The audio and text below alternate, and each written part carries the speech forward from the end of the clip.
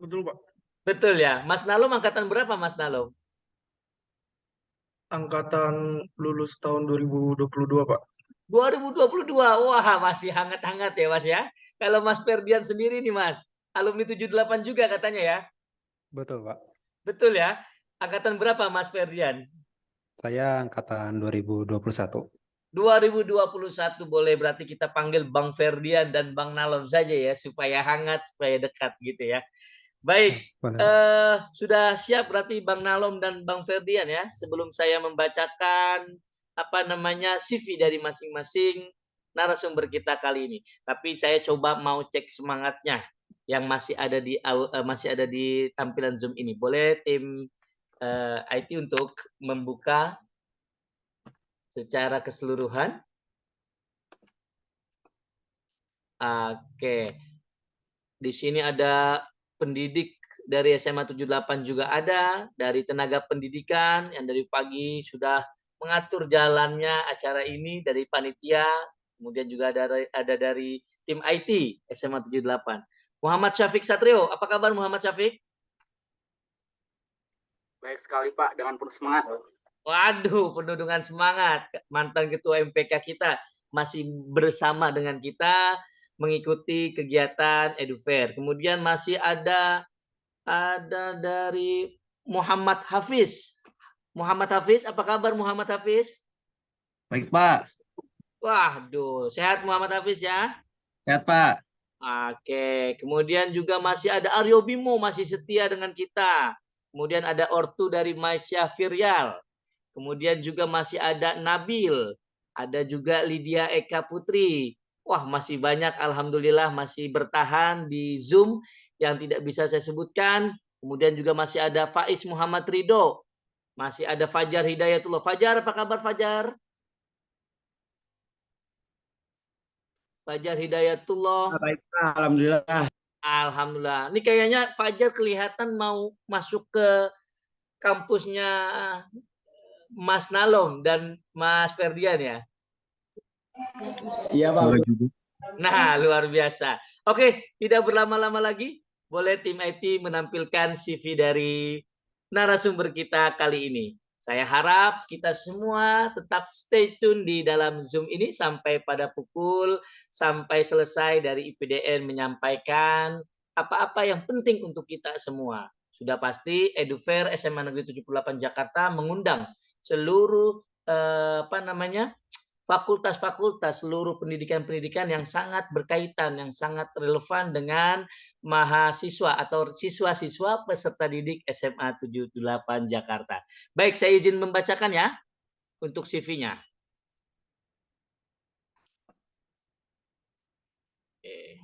Oke. Bernama Nalom Jonathan Hasibuan, merupakan praja muda tingkat 2.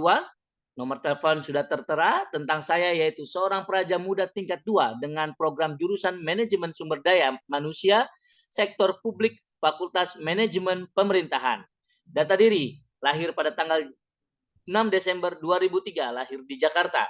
Agamanya Kristen Protestan, kewarganegaraan Indonesia, dan status belum menikah. Masih menjadi idaman-idaman calon mertua ini ya. Pendidikan SD swasta Santo Paulus, SMP Negeri 45, SMA Negeri Kita Tercinta, SMA Negeri 78 Jakarta. Dan saat ini melakukan pendidikan di Institut Pemerintahan Dalam Negeri.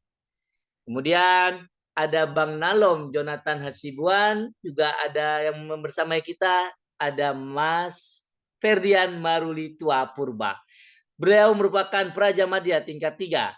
Tentang saya, seorang praja madya tingkat 3 dengan program jurusan studi kependudukan dan pencatatan sipil, Fakultas Perlindungan Masyarakat. Berbeda fakultas dengan Bang Nalom. Data diri yaitu Jakarta 15 April 2003. Jenis kelamin laki-laki, agama Kristen Protestan, kewarganegaraan Indonesia, status belum menikah.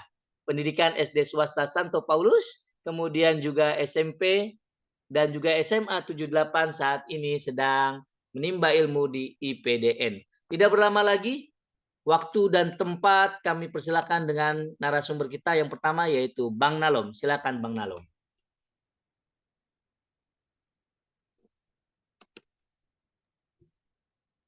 Baik, Pak. Izin share screen ya. Siap, silakan.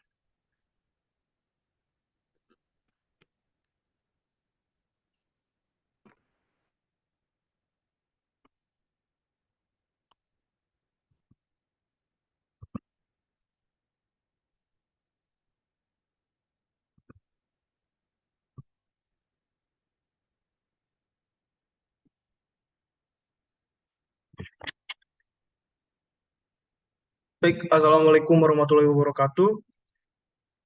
Shalom semuanya. Mohon izin Bapak dan Ibu Guru, izin senior. Perkenalkan, tadi sudah dikenalkan nama saya. Jadi nama saya adalah Nalom Jonathan Hasibuan dan saya alumni SMA Negeri 78 tahun 2022. Di sini saya perwakilan dari Institut Pemerintahan Dalam Negeri. Jadi untuk adik-adik dan orang tua yang hadir di sini, Institut Pemerintahan Dalam Negeri adalah sebuah instansi atau lembaga di bawah naungan Kementerian Dalam Negeri. Nah, Institut Pemerintahan Dalam Negeri ini bergerak di bidang kepemudaan yang bertujuannya untuk mencetak kader pemerintahan yang berkompetensi, berkarakter, dan berkepribadian. Nantinya lulusan dari Institut Pemerintahan Dalam Negeri itu akan bekerja di pemerintahan daerah dan juga pemerintahan pusat. Seperti itu. Selanjutnya. Nah, ini dia sejarah dari Institut Pemerintahan Dalam Negeri sendiri. Bisa dilihat itu terbentuk pertama kali tahun 1920. Dah, sebelumnya itu namanya itu bukan Institut Pemerintahan Dalam Negeri. Yaitu namanya OSVIA dan MOSVIA, lanjut berkembang menjadi SMT dan SMPAA, lalu ada kursus Dinas C, langsung berkembang menjadi APDN Malang, Institut Ilmu Pemerintahan, APDN Daerah, APDN Nasional, lalu STPDN, dan sekarang dikenal dengan Institut Pemerintahan Dalam Negeri. Nah, jadi kampus IPDN itu ada banyak. Nah, ada kampus pusat dan kampus regional. Kalau kampus pusat itu yang bertempat di kampus IPDN Jatinangor di Jawa Barat, dan ada kampus IPDN Jakarta di Cilandak, Jakarta Selatan. Seperti saat ini, saya tingkat 2 dan saya bertempat di kampus regional Kalimantan Barat. Nah, kampus regional Kalimantan Barat ini diisi dengan program jurusan studi Manajemen Sumber Daya Manusia dan program studi Administrasi Pemerintahan Daerah. Lalu, selain itu, kampus regional IPDN itu ada di kampus IPDN Nusa Tenggara Barat, ada di kampus IPDN Sulawesi Selatan, lalu ada kampus IPDN Sumatera Barat, lalu ada kampus IPDN Sulawesi Utara, dan terakhir kampus IPDN Papua.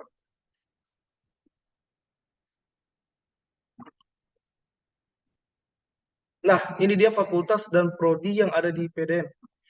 Jadi fakultas di IPDN itu ada 3. Yang pertama, Fakultas Manajemen Pemerintahan. Nah, Fakultas Manajemen Pemerintahan ini ada 4 jurusan. Yang pertama itu Administrasi Pemerintahan Daerah. Lalu yang kedua, Manajemen Sumber Daya Manusia Sektor Publik. Ketiga, ada Keuangan Publik.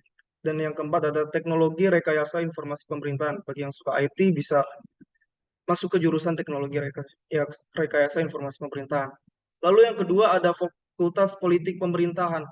Nah, Fakultas Politik Pemerintahan ini ada 3 jurusan. Yang pertama ada Pembangunan Ekonomi dan Pemberdayaan Masyarakat. Lalu yang kedua ada Studi Kebijakan Publik. Dan yang ketiga ada Politik Indonesia Terapan. Nah, yang terakhir yaitu Fakultas Perlindungan Masyarakat. Fakultas Perlindungan Masyarakat itu ada 3 jurusan juga. Yang pertama Praktik Perpolisian Tata Pamong. Yang kedua Studi Kependudukan dan Pencatatan Sipil sesuai dengan jurusan Bang Ferdian. Lalu yang ketiga ada Manajemen Keamanan dan Keselamatan Publik.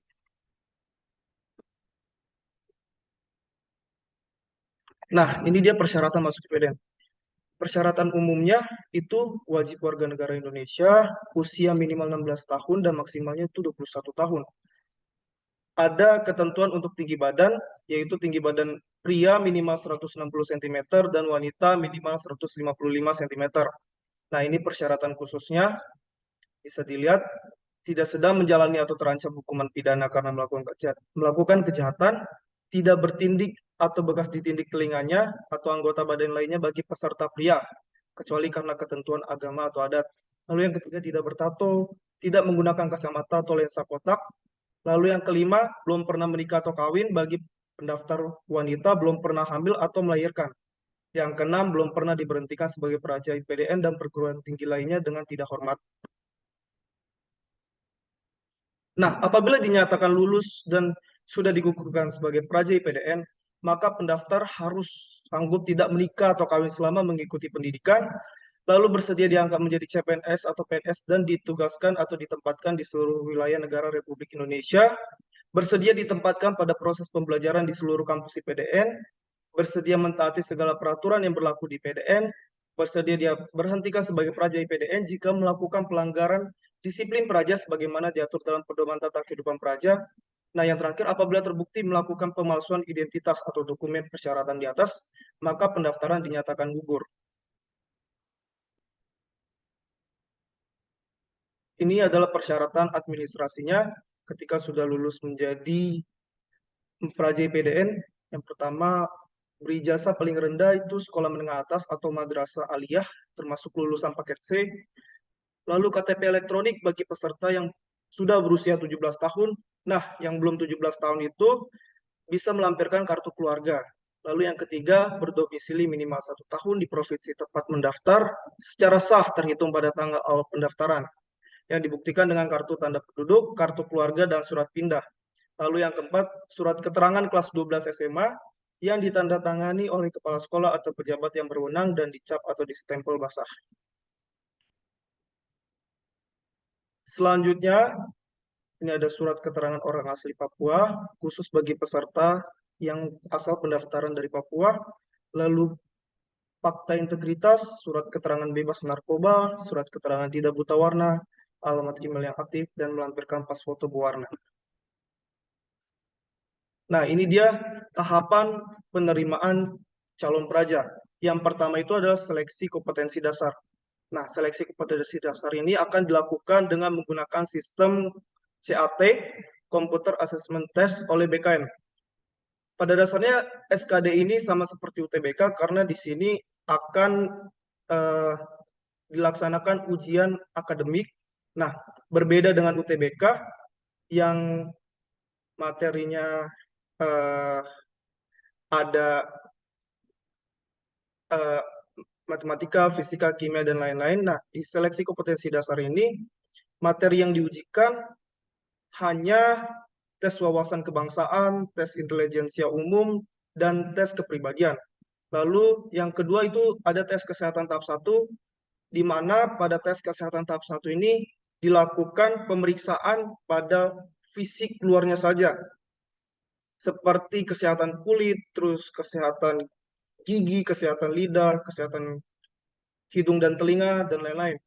Nah, ini pelaksanaan tes kesehatan tahap 1 itu di Rumah Sakit Bayangkara atau Bidokes Polda setempat. Lalu yang ketiga itu ada namanya pelaksanaan tes psikologi, integritas, dan kejujuran. Nah, pelaksanaan tes psikologi, integritas, dan kejujuran juga dilakukan oleh Biro SDM Polda setempat. Nah, ketika adik-adik semua udah lulus melaksanakan ketiga tes ini, lalu ada tes pantukir, yaitu pemantauan akhir, di mana di pantukir ini ada 2 tes lagi yang harus dilalui, yaitu tes kesehatan tahap 2 dan tes kesamaptaan dan pemeriksaan penampilan. Nah, di tes kesehatan tahap 2 itu bedanya dengan tes kesehatan tahap 1. Tes kesehatan tahap 2 itu memeriksa kesehatan dari dalam tubuh adik-adik sekalian, di mana akan dilaksanakan uji darah, urin, kesehatan paru-paru, jantung, dan lain-lain. Terus di tes kesamaptaan itu dilaksanakan uji ketahanan fisik dari adik-adik sekalian, di mana nanti di kesamaptaan itu ada namanya tes lari 12 menit, terus tes pull up, push up, sit up, dan shutteran. Terus pemeriksaan penampilan itu juga dinamakan dengan tes antropometri, itu memeriksa apakah adik-adik sekalian ada yang matanya juling kah, atau cadel, terus ada yang skoliosis atau lordosis atau kifosis, seperti itu. Nah, ini untuk nilai ambang batas sekolah kedinasan ini berdasarkan tahun 2022, tapi tahun 2023 yang tes tahun ini masih sama seperti tahun 2022, di mana passing grade-nya itu untuk tes wawasan kebangsaan itu 65, untuk tes intelijensia umum 80, dan tes kepribadian 156. Nah, ini untuk passing grade-nya aja, tapi ketika salah satu nanti nilai adik-adik sekalian ada di bawah dari ambang batas ini, itu sudah dinyatakan gugur. Untuk jumlah soal dari tes wawasan kebangsaan itu ada 30, tes intelijensia umum itu ada 35, dan tes kepribadian itu ada 45, total itu 110 butir soal yang dimana harus diselesaikan dalam waktu 100 menit. Nah, sistem penilaiannya itu jika benar berpoin 5 untuk tes wawasan kebangsaan, untuk intelijensi umum juga benar berpoin 5, dan tes kepribadian itu jika benar diberi nilai itu 1-5. Kenapa untuk di tes kepribadian itu tidak ada benar dan salah? Karena ketika kepribadian orang itu disebutkan itu tidak ada yang benar dan tidak ada yang salah, namun dinyatakan ada yang lebih tepat dan ada yang kurang tepat, seperti itu. Nah, ini bisa dilihat adik-adik, ini adalah kuota provinsi IPDN per tahun 2022. Itu untuk di DKI Jakarta sendiri itu kuotanya ada 16 dengan jumlah keseluruhan kuota itu 1.230.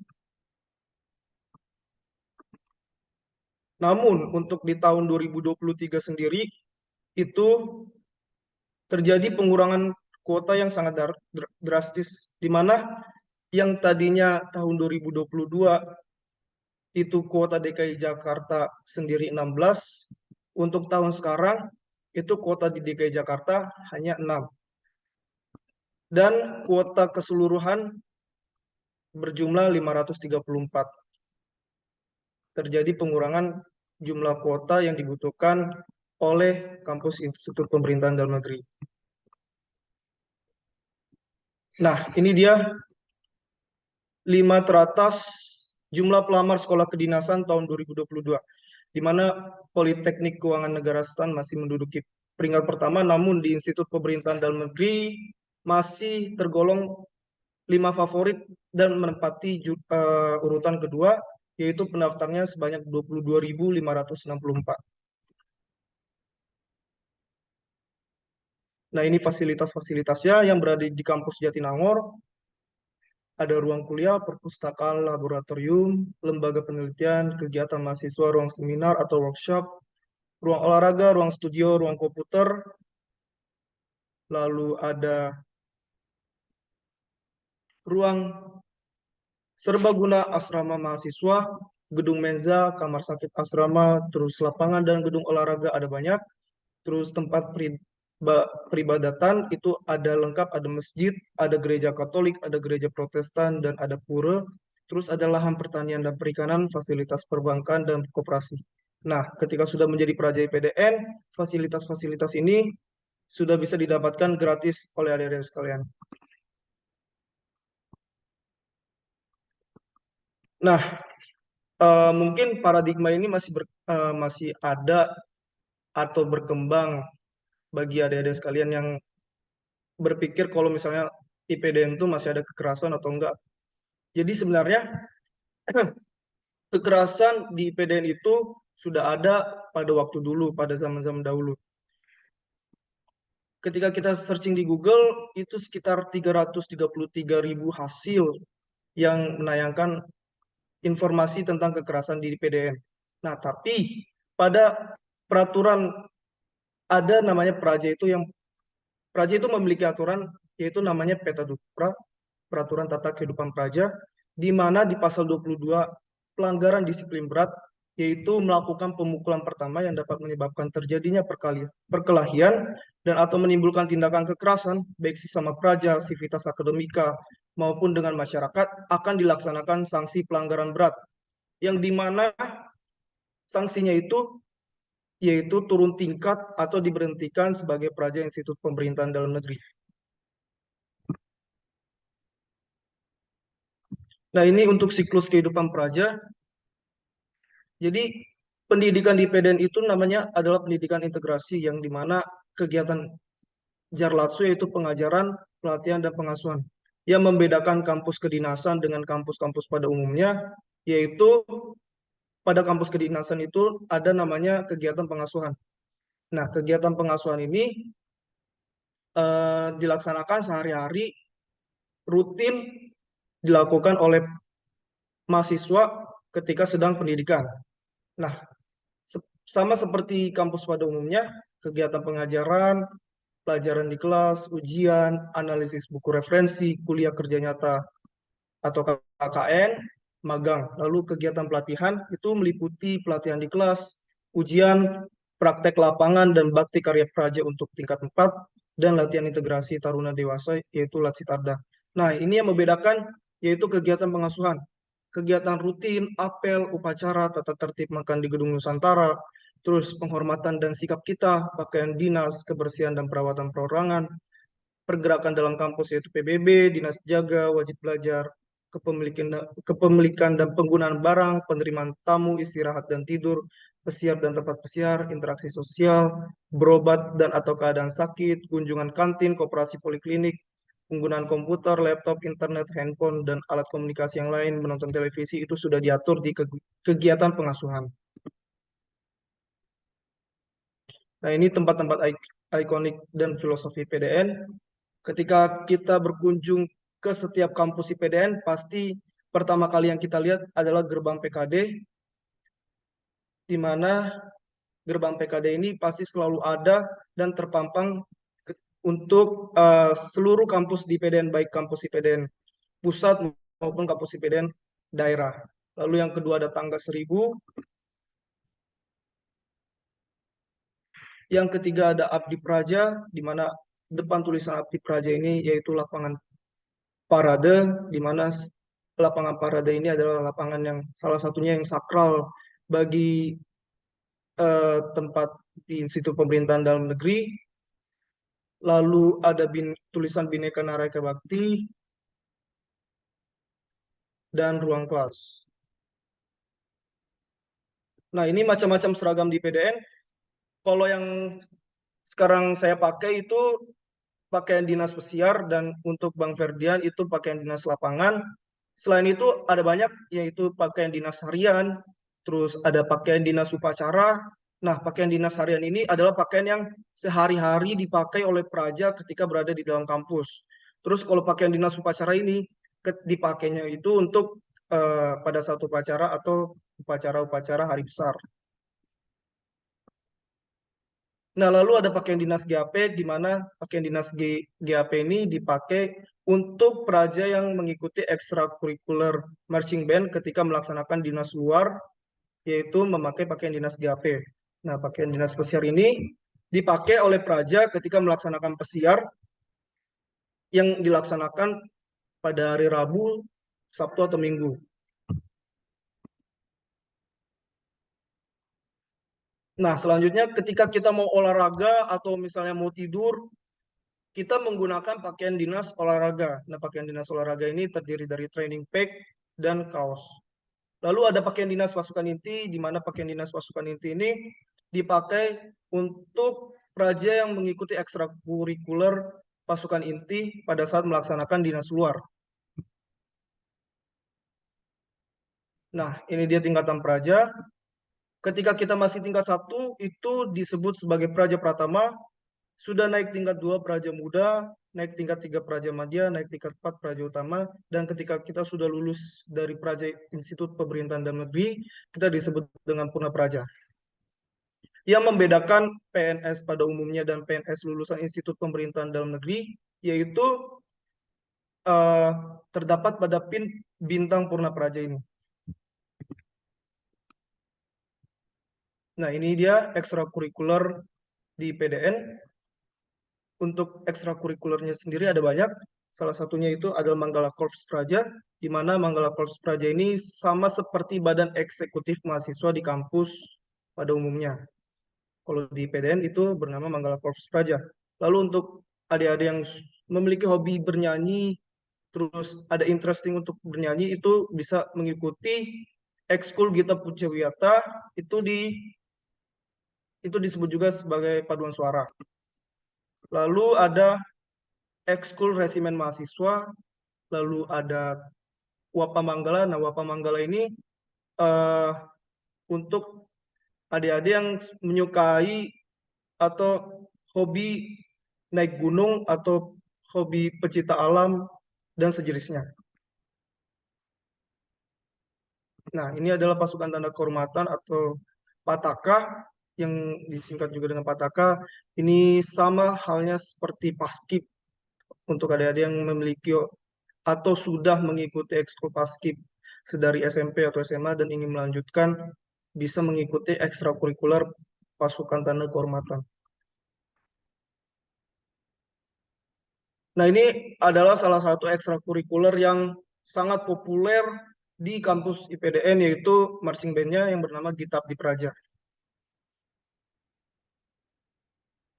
Lalu untuk Polisi Praja sendiri itu sama dan dengan kampus-kampus kedinasan lainnya, pasti setiap kampus-kampus instansi di kampus kedinasan lainnya itu ada instansi polisi. Cuma kalau di IPDN itu bernama Polisi Praja. Penutup dari saya untuk adik-adik, siapkah kamu untuk menjadi bagian dari PDN? Terima kasih. Oke, luar biasa. Boleh kita berikan aplaus kepada kakak kelas kita, kakak Nalom dan juga kakak Ferdian Maruli. Baik, sebelum saya membuka diskusi atau membuka sesi tanya jawab, udah ada yang angkat tangan dulu nih, Bang Nalom. Nah, Muhammad Syafiq, boleh langsung Muhammad Syafiq. Setelah ini langsung ada sesi tanya jawab saja karena memang kita sebagai kakak kelas Nalom dan Ferdian ini langsung bicara dua arah saja, langsung diangkat tangannya, nanti akan dipersilakan untuk membuka mikrofonnya. Silakan Muhammad Syafiq Satrio. Assalamualaikum warahmatullahi wabarakatuh. Assalamualaikum warahmatullahi Waalaikumsalam. Terima kasih Kak atas penjelasannya yang sangat jelas. Bersinggungan dengan tadi sempat dibahasnya mengenai kuota dari PDN sendiri, yang dimana pada tahun 2023 kemarin itu menjadi 534. Yang dimana kalau saya lihat track record itu di 2021, 2022 itu yang terima itu sekitar 1.000 ya Kak. Betul Kak? Kira-kira Kak, nanti di tahun 2024 mungkin dinaikkan lagi kuotanya atau malah semakin dikurangin Kak kuotanya, karena berhubung dengan berbagai isu seperti IKN, pemilu, apakah itu juga akan mempengaruhi bagaimana kuota yang tersedia untuk IPDN Kak? Sekian. Cukup Kak.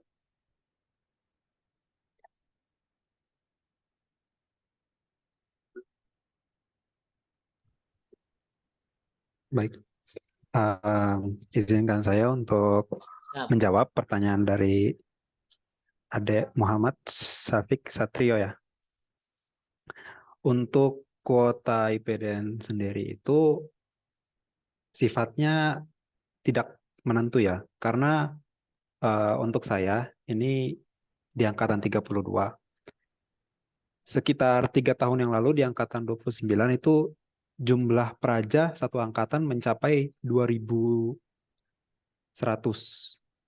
Nah, itu memang berdasarkan dengan kebutuhan praja untuk di lapangan pekerja nanti. Jadi untuk perkiraan kuota praja itu belum bisa kami pastikan, tapi secara kemungkinan melihat dari sistem yang sekarang itu kemungkinan akan sama. Kalaupun kurang tidak akan jauh beda, begitu. Oke. Begitu Mas Syafiq, sudah terjawab? Terjawab Pak, tapi saya mau nanya lagi boleh nggak Pak? Boleh, silakan. Baik, terima kasih Kak atas jawabannya. Berarti untuk tahun depan kemungkinan kuotanya akan tetap sama ya Kak? Ya Kak. Oke Kak, terus kan IPDN, tadi saya juga udah siapin pertanyaan dari tadi malam karena saya berminat buat masuk IPDN. Saya tadi membagi jadi seleksi, pendidikan, sama setelah pendidikan Kak. Nah, pertama saya pengen nanya tentang seleksinya Kak. Seleksi tadi kan dibagi jadi ini Kak, Ya, maaf.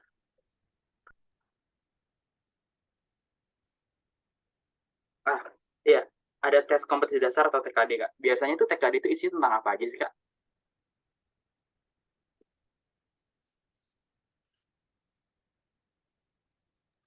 Boleh diulangin lagi deh soalnya. Sebelumnya maaf, apakah suara saya terdengar, Kak? Ya, terdengar, Syafiq. Silakan diulangi. Tadi kan untuk proses seleksi PDN terbagi menjadi beberapa seleksi ya, Kak. Nah, di salah satu seleksinya tuh ada tes kompetensi dasar. Nah, kira-kira untuk tes kompetensi dasar itu mencakup apa aja sih, Kak, dalam tesnya itu? Oke, izin menjawab. Jadi kalau misalnya di seleksi kompetensi dasar itu deh, itu ada 3 materi yang diujikan. Yang pertama itu ada tes wawasan kebangsaan. Nah, kalau tes wawasan kebangsaan ini, bagaimana wawasan kebangsaan dari adik-adik sekalian? Di situ diuji tentang sejarah. Nah, sejarah ini bisa sejarah Indonesia maupun sejarah dunia, lalu ada tentang undang-undang, karena nanti ketika kita lulus dari IPDN itu, kita akan bekerja di kursi pemerintahan. Jadi, setidaknya kita tuh ada basic tentang undang-undang itu sendiri. Lalu yang ketiga itu ada namanya diuji tentang bahasa Indonesia kita, public speaking kita. Lalu ada tes wawasan intelijensia umum, di mana di sini itu diuji dari intelijensia atau IQ adik-adik sekalian, di mana nanti di situ sama seperti UTBK, itu ada tes matematika, lalu ada tes psikotes, cuma psikotes di intelijensia umum ini lebih sedikit diujikan daripada nanti diujikan di tes psikologi nanti. Terus yang terakhir itu ada tes kepribadian, di mana nanti di situ akan diberikan soal tentang masalah-masalah kehidupan sosial. Nah, di situ adik-adik harus bisa menentukan jawaban yang paling tepat terhadap masalah-masalah sosial itu, dan bagaimana caranya untuk menentukan jawaban yang paling urgensi di soal tes kepribadian. Nah, pada tes kepribadian ini juga soal-soal yang dikeluarkan itu juga berkaitan dengan kehidupan kita sehari-hari. Begitu, Dek. Yap. Oke, Bang Nalom. Sangat jelas ya, Mas Syafiq ya. Udah dijawab oleh Bang Nalom ya. Nah, Boleh. mungkin ada pertanyaan selanjutnya dari Maisha Firial. Boleh langsung nyalakan mikrofonnya, Maisha Firial. Langsung saja bertanya. Siap, Halo, silakan Maisha Firial. Jadi aku mau nanya, Kak Nalom sama Kak Ferdian ini kan asalnya dari Jupan nih. Nah, bisa diceritain nggak sih Kak, gimana Kakak masuk ke IPDN, cara-cara gitu masuk IPDN tuh apa aja? Makasih Kak. Oke. Dari pertanyaan Kak Firial sudah ditangkap ya. Satu lagi boleh ya sekalian ya Mas Ferdian ya. Mentari, silakan Mentari disampaikan pertanyaannya. Siang, Langsung Kak. saja Saya dibuka ingin mikrofon. bertanya, apakah yang menggunakan kacamata dapat diterima dan apakah ada batas minusnya? Terima kasih, Kak. Oke. Ya, silakan Bang Ferdian, Bang Nalom untuk dijawab 2 pertanyaan dari Mentari dan juga dari Firial ya tadi ya. Maisyah Firial. Oke, Silakan. izin menjawab. Jadi pertanyaan dari adik, perjalanan dari SMA 78 ke IPDN itu sebenarnya itu kalau berdasarkan pengalaman pribadi saya ini sebenarnya tidak tahu di kelas 3 SMA sendiri, saya itu masih belum tahu apa itu Institut Pemerintahan Dalam Negeri. Nah, jadi pertama itu saya iseng mengikuti seminar kampus kedinasan. Nah, di situ banyak sekali dikenalkan seperti STAN, Institut Pemerintahan Dalam Negeri, Politeknik Imigrasi, dan Politeknik Permasyarakatan. Nah, pada saat itu kenapa saya lebih interest ke Institut Pemerintahan Dalam Negeri, karena saya merasa di situ sesuai dengan passion dan bakat saya. Kalau misalnya sesuai dari jurusan, dulu tuh saya tuh jurusan MIPA, matematika IPA, cuma saya tuh kurang pada pelajaran fisika dan kimia pada saat itu, karena ada beberapa hal. Jadi saya tuh lintas minat ke IPS. Nah, saya mencari jurusan-jurusan di kuliah-kuliah yang sesuai dengan potensi diri saya, dan pas banget waktu itu saya mengikuti seminar kedinasan Institut Pemerintahan Dalam Negeri. Saya lihat ada salah satu jurusan yang cocok dengan kepribadian saya, di mana kalau misalnya kepribadian saya sendiri itu lebih mengutamakan public speaking, seperti itu. Nah, jadi waktu itu saya mulai mencari tahu apa IPDN itu dan apa jurusan dan fakultasnya, terus prospek kerjanya seperti apa, dan itu menambah wawasan pada saya untuk mengetahui IPDN itu sendiri. Lalu saya seiring berjalannya waktu, saya mencoba untuk bimbel sekolah kedinasan, bimbel offline dan online-nya. Terus di situ saya juga menjadi lebih tahu soal-soal apa nanti akan diujikan, lalu nanti seperti apa tahapan seleksinya, kuotanya seperti apa. Saya di situ mencari tahu sendiri, karena jujur untuk sekolah kedinasan ini kan banyak orang yang nggak tahu. Jadi di mana kalau misalnya kita tanya teman kita pun, paling banyak yang ingin masuk seperti Universitas Indonesia, Institut Teknologi Bandung atau UGM. Nah, di situ saya inisiatif untuk mencari tahu sendiri IPDN itu seperti apa, dan kuotanya bagaimana, seleksinya bagaimana. Terus perjuangan saya tuh setelah saya mengikuti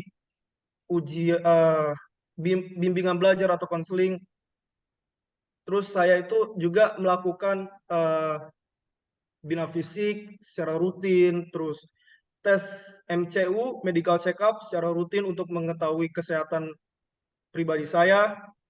Terus setelah itu juga saya rutin untuk tes ujian-ujian psikologi seperti itu. Nah, pada saat itu dibukalah pendaftaran dan saya langsung mendaftar di Dikdin BKN. Tuh di situ saya mendaftar dan memilih instansi PDN, dan dari situ pun banyak sekali rintangan atau tantangannya, di mana kuota pada zaman saya itu kan 16. Nah, pendaftar pada saat itu di DKI Jakarta itu sekitar 6.000-an. Jadi kan itu kan sangat tipis sekali untuk kita itu untuk lolos di Institut Pemerintahan Dalam Negeri. Jadi perjuangan saya itu tidak terpatahkan oleh pengumuman kuota, di mana saya itu harus lebih meningkatkan potensi diri saya, meningkatkan pengetahuan saya untuk bisa memantaskan diri menjadi peraja Institut Pemerintahan Dalam Negeri. Terus berlatih, terus kembangkan apa yang merasa diri kita kurang, sampai merasa kita itu pantas untuk menjadi peraja Institut Pemerintahan Dalam Negeri. Begitu deh. Oke, Bang Nalom. Luar biasa ya. Jadi kemarin juga berkat dari EduFair juga ya, jadi termotivasi untuk masuk IPDN ya. Jadi EduFair Betul, ini Pak. memang diperlukan ya, berarti kalau pandangan Bang Nalom ya, untuk siswa-siswi SMA 78. Begitu Bang Nalom ya? Perlu, Pak. Perlu ya. Akhirnya Perlu, dari EduFair tahu tentang IPDN, akhirnya ikut bimbel-bimbel baik offline maupun online, dan langsung masuk ke IPDN gitu ya. Nah, mungkin masih banyak Bang Nalom dan Bang Ferdian pertanyaan-pertanyaannya nih. Coba saya lihat dari chat box. Tadi ya, untuk Reviano Juan, mau langsung tanya ke abangnya, silakan. Ada Reviano Juan? Ibu, Bapak, maaf. Mohon maaf sebelumnya. Tadi ada satu lagi pertanyaan terkait mata, Pak. Siap. Oke, silakan. Betul. Baik. Mohon izin, Pak. Jadi ini saya juga sambil baca di kolom chat. Ini ada yang bertanya tentang mata dan juga ada yang bertanya tentang sinus ya. Untuk mata itu di IPDN itu tidak ada yang toleransi. Jadi maksudnya mata itu betul-betul tidak boleh minus. Nah, tapi kalau misalnya nih mata adik-adik itu udah minus, bukan berarti adik itu nggak punya celah buat masuk IPDN. Karena sebetulnya saya sendiri pada masa SMA itu saya menggunakan kacamata dengan mata minus 3,5. Caranya itu saya melakukan LASIK di rumah sakit mata terdekat. Setelah di LASIK itu mungkin nanti pas tes kesehatan akan dinotis sama dokter dan akan ditanya, tapi tidak akan dipermasalahkan begitu. Untuk sinus ini alergi ya. Kalau sinus karena alergi itu nanti ada akan pas tes kesehatan itu akan ditanyakan tentang alergi apa yang adik punya, dan penilaian kesehatannya itu untuk alergi belum mutlak pasti begitu. Jadi ada kemungkinan kalau alerginya hanya sebatas yang ringan-ringan begitu, adik-adik akan hanya diberikan pengurangan nilai tapi tidak dimatikan nilainya begitu. Mungkin tadi belum diberikan apa saja sih yang diperlukan dalam tes kesehatan fisik. Apakah boleh saya kirim saja Pak sebuah foto yang merisikan list Boleh. apa saja yang di Boleh Bang tes? Ferdian, silakan Siap. Bang Ferdian. Siapa? Saya kirim di kolom chat ya Pak. Silakan.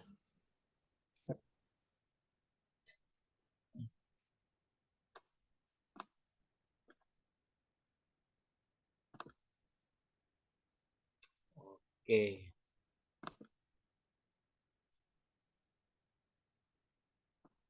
Sudah Bang Ferdian? Baik, itu sudah saya maaf.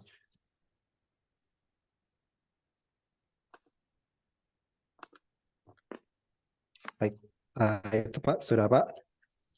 Itu secara gambaran umum tentang tes kesehatan. Untuk lebih spesifiknya lagi, itu adik-adik bisa coba lihat di YouTube, sudah banyak alumni-alumni dari IPDN yang juga membahas tentang tes kesehatan ini. Begitu Pak. Siap, Bang Ferdian. Oke, masih banyak pertanyaan-pertanyaannya nih. Coba saya lihat-lihat lagi. Atau ada yang mau langsung bertanya? Silakan raise hand.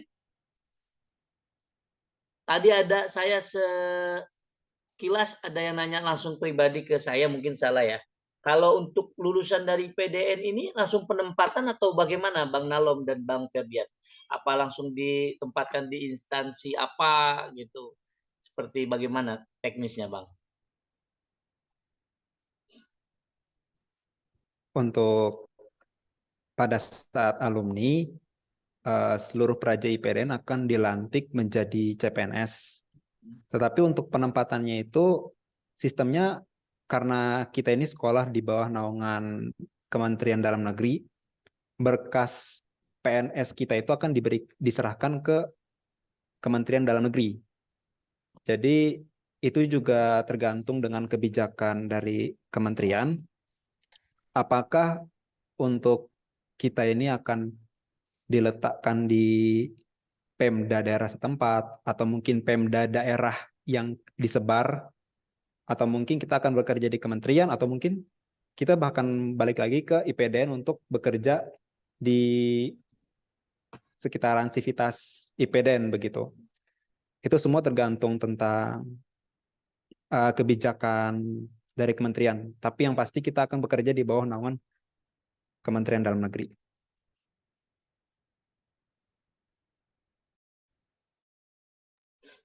Baik. Baik Bang Ferdian. Ada lagi teman-teman yang mau bertanya, langsung silakan raise hand saja.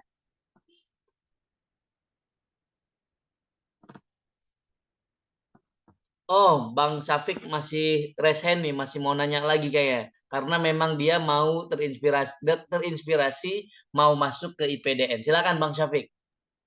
Baik, terima kasih Pak Umam atas kesempatannya. Kak, di bagian tes fisik itu kan salah satunya mencantumkan tes gigi ya Kak. Nah, misalnya ya Kak, terdapat 3 atau sampai 4 gigi yang bolong, itu apakah langsung dimatikan atau memang disarankan untuk pencabutan atau hanya dikurangkan nilainya Kak? Seperti itu Kak. Silakan Bang Nalom dan Bang Ferdian.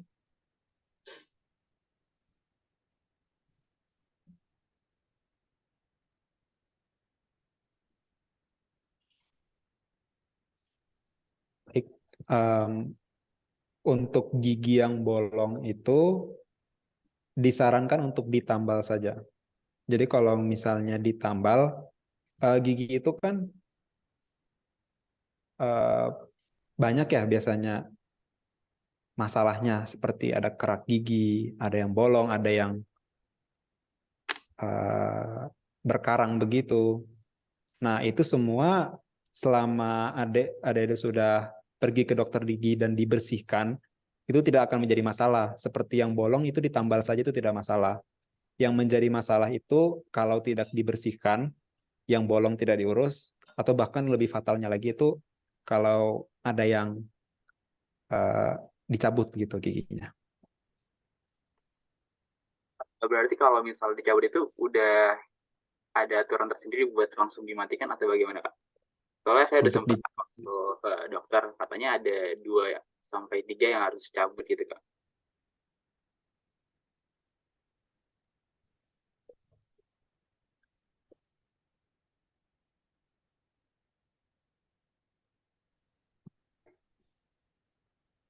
Nah, jadi Setahu kalau saya, misalnya, ya boleh silakan. kalau misalnya dari pengalaman saya tuh sebenarnya waktu kemarin itu juga pada saat tes kesehatan ada gigi saya itu yang disarankan oleh dokter itu untuk dicabut karena bolong. Eh, jadi kita tuh pada saat tes kesehatan nanti gigi kita tuh harus lengkap yang pertama. Jadi nggak apa-apa untuk dicabut, cuma disarankan untuk memakai gigi palsu. Untuk memakai gigi palsu itu berdasarkan pengalaman saya itu diperbolehkan asalkan gimana caranya gigi kita itu lengkap dan harus kelihatan bersih dan sehat seperti itu deh. Siap. Oke, begitu tips and trik dari Bang Nalom dan Bang Ferdian. Nah, boleh saya bertanya Bang Nalom dan Bang Ferdian, mungkin ada nggak sih tes interviewnya, dan boleh nggak kalau kita dapat kisi-kisinya nih, biasanya pertanyaannya tentang apa interviewnya, Bang? Silakan, Bang. Baik, kalau misalnya interview itu kan maksudnya ke tes wawancara ya. Ya, betul. Jadi kalau tes wawancara itu di zaman saya kemarin itu tidak dilaksanakan karena situasi masih sangat tidak memungkinkan karena pada saat itu masih COVID. Jadi tes wawancara itu ditiadakan. Pada umumnya itu tes wawancara itu pasti nanti ditanyakan dari nama-nama adik sekalian, terus misalnya Oke. lulusan dari mana, terus mengapa ingin berkuliah, kenapa sih harus IPDN, kenapa nggak kampus-kampus lainnya, pasti Ya. nanti ditanyakan seperti itu. Terus emang apa yang adik-adik harapkan dari IPDN? Ya. Nah, kalau seperti itu kita kan bisa menjawab. Nah, tadi kalau misalnya nama itu bisa menjawab nama adik-adik sekalian, terus misalnya SMA terus bisa diinfokan SMA-nya dari mana, terus kenapa harus IPDN. Jadi pernah saya diberitahu oleh salah satu tutor tes les psikologi saya, kalau misalnya kita ada ditanya seperti itu, kita tinggal menjawab seperti ini. Karena IPDN itu sesuai dengan minat, sesuai dengan bakat, dan sesuai dengan potensi yang ada dalam diri saya. Saya menyadari bahwa potensi dalam diri saya itu masih kurang, jadi saya merasa institut pemerintahan dalam negeri ini adalah salah satu instansi atau lembaga yang cocok dan pas untuk saya untuk mengembangkan soft skill saya di situ, dan ketika nanti saya lulus, saya bisa bekerja secara optimal dan saya bisa melayani masyarakat secara baik. Seperti itu. Luar biasa. Tuh, jadi sudah dikasih tahu kisi-kisinya, trik and triknya. Nah, kalau untuk tes fisiknya, kira-kira bagaimana Bang Ferdian, Bang Nalo? Izin Pak, sedikit menambahkan. Ya.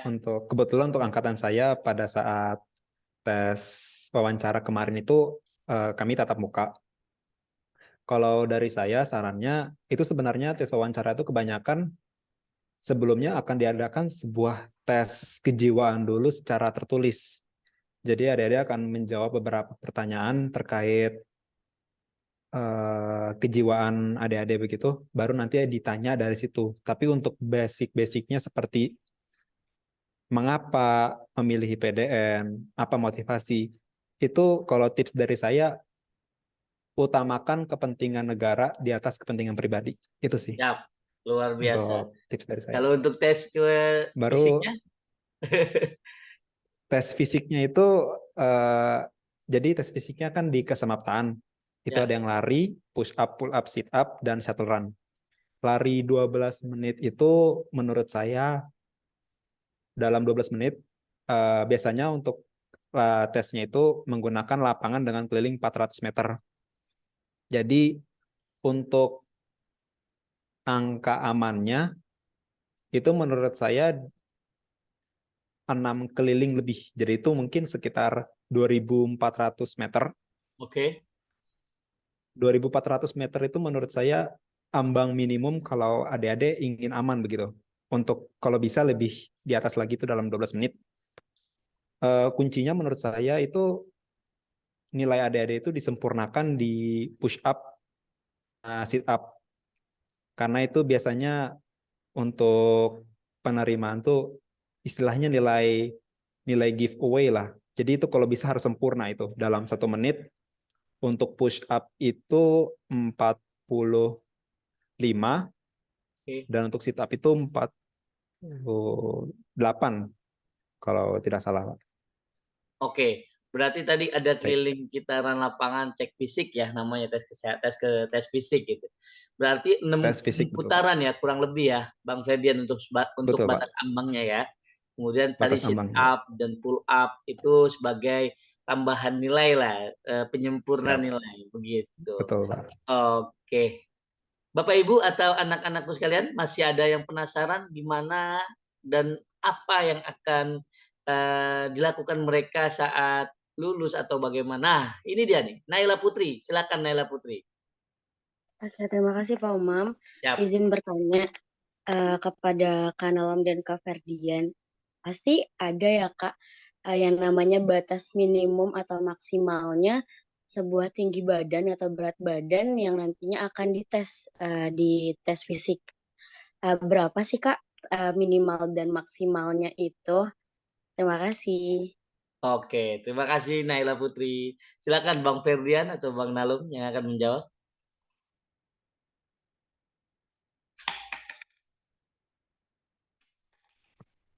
Izin menjawab, jadi seperti yang udah tadi dijelaskan dalam PowerPoint itu deh, batas tinggi untuk batas tinggi untuk laki-laki sendiri itu kan 160 cm. Nah, untuk perempuan itu 155 cm. Nah, jadi kalau misalnya untuk menghitung badan kita itu ideal atau enggak itu tinggi dikurang 110. Jadi misalnya tinggi minimal yang diterima itu kan dalam administrasi itu kan 155. Jadi berat badan maksimalnya itu udah harus 45 kilo. Kurang dari situ tidak apa-apa, tapi jangan terlalu kurus karena itu nanti akan masuk ke stakes 2 ataupun stakes 3. Seperti itu. Jadi kalau misalnya kunci untuk menentukan badan kita itu ideal atau enggak, tinggi dikurang 110 untuk badan Asia seperti itu. Oke, terima kasih Bang Nalom. Bang Nalom, untuk Maisha Firial nanya lagi nih. Silakan langsung saja Maisha Firial dibuka mikrofonnya. Terima kasih Pak Umam. Sorry Kak, izin nanya lagi nih. Siap. Kan tadi Pak udah ngejelasin fakultas dan prodinya itu apa-apa aja ya Kak. Nah, untuk pemilihan prodi ini saat proses apa sih Kak? Makasih Kak. Untuk Siap. pemilihan prodi sendiri deh itu nanti itu dilaksanakan pada saat kita sebenarnya pemilihan prodi ini berdasarkan nilai psikologi, integritas dan kejujuran adik-adik sekalian pada saat mengikuti tes psikologi tersebut.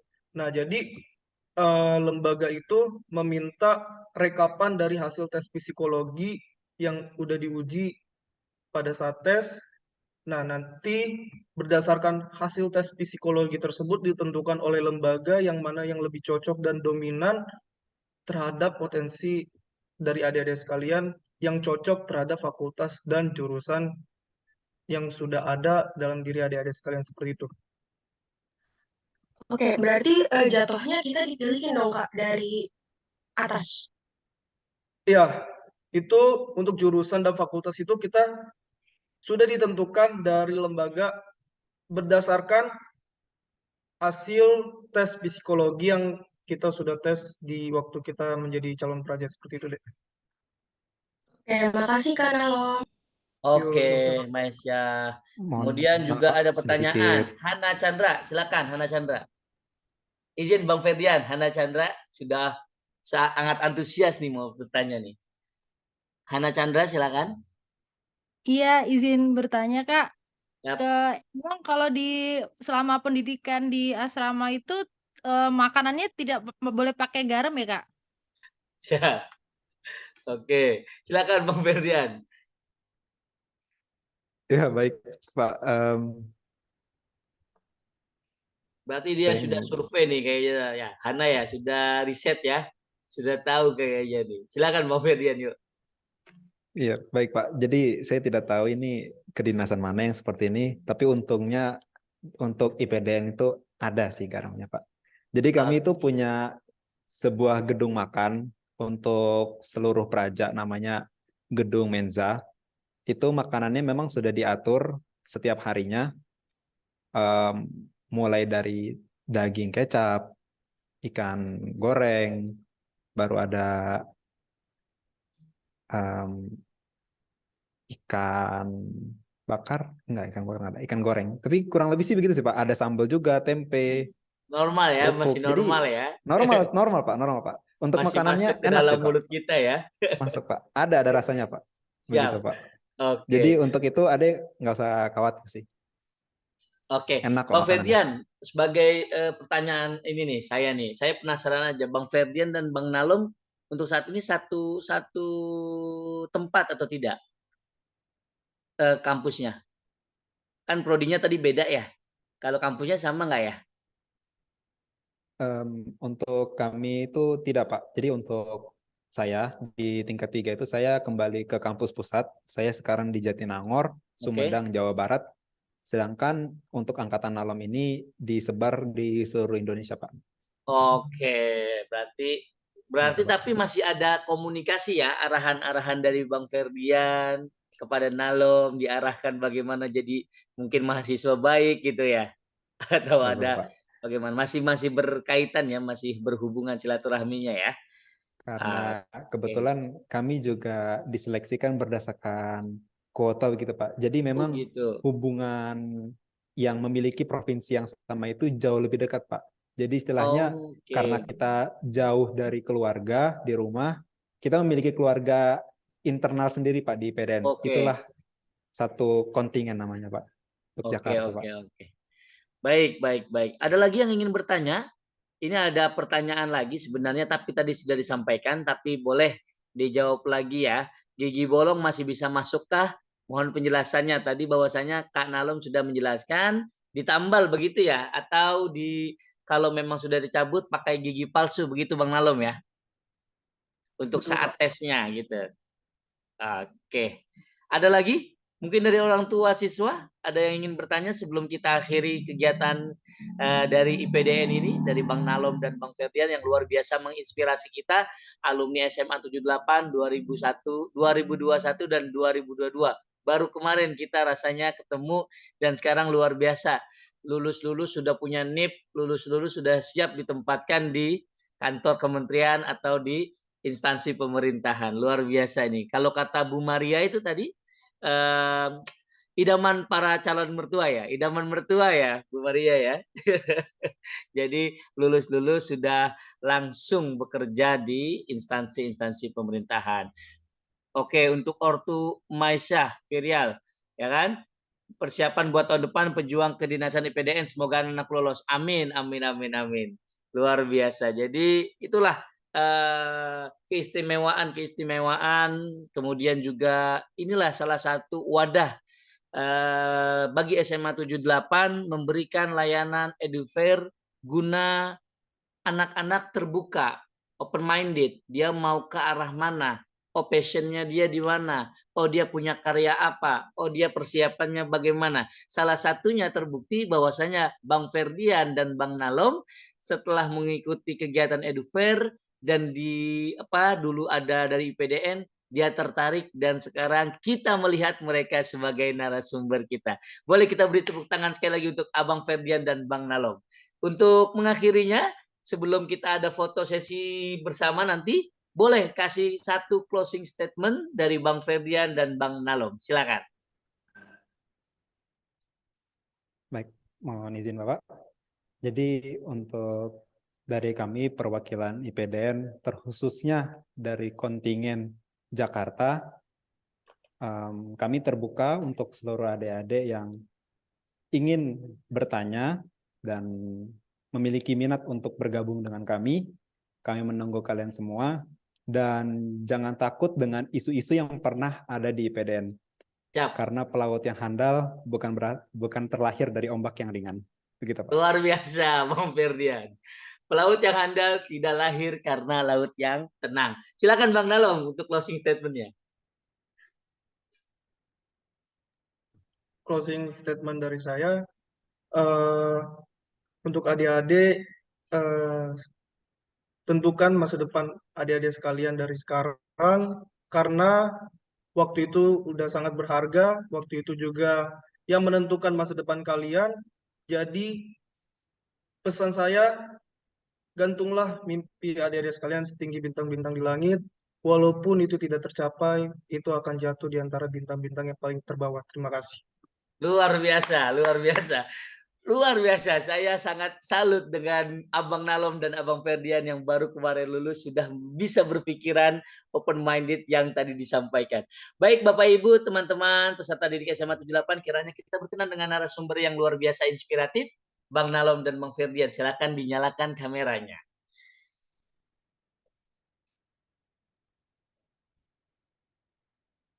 Oke, Ibu Ratna, silakan.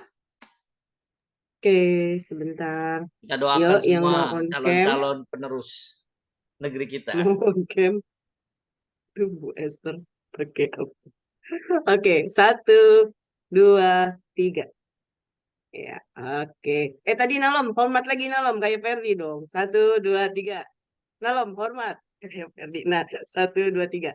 Oke, Syafiq. Lagi, udah. Yang lainnya tutup on cam. Oke, terima kasih Bu Ratna. Sekali lagi kami ucapkan SMA 78 Jakarta mengucapkan terima kasih kepada Kak Ferdian dan Kak Nalom atas inspirasi-inspirasi yang kita dapatkan. Saya Khotibul Umam MC selaku MC hari ini mengucapkan seluruh kepada pihak terkait baik panitia edufair, kemudian guru-guru SMA Negeri 78 Jakarta, tenaga pendidik dan karyawan SMA 78, Bapak Ibu orang tua murid, anak-anakku sekalian peserta didik SMA 78, edufair hari ini telah berakhir, tapi jangan sampai ditinggalkan untuk minggu depan karena masih banyak universitas-universitas, perguruan-perguruan tinggi yang akan menanti kalian di masa depan. Saya terima kasih sekali lagi saya ucapkan Bang Ferdian, Bang Nalom, salam hormat. Terima kasih sudah berkenan membersamai kita. Mungkin kiranya Bang Nalom dan Bang Ferdian ada kegiatan lain. Dan saya ucapkan sekali lagi 1000 terima kasih kepada para audiens hari ini yang luar biasa terus konsisten mendengarkan apa-apa yang menjadi penting untuk kita. Kurang lebihnya sesi ini saya akhiri. Terima kasih. Assalamualaikum warahmatullahi wabarakatuh. Saya kembalikan kepada Ibu Ratna. Mungkin ada beberapa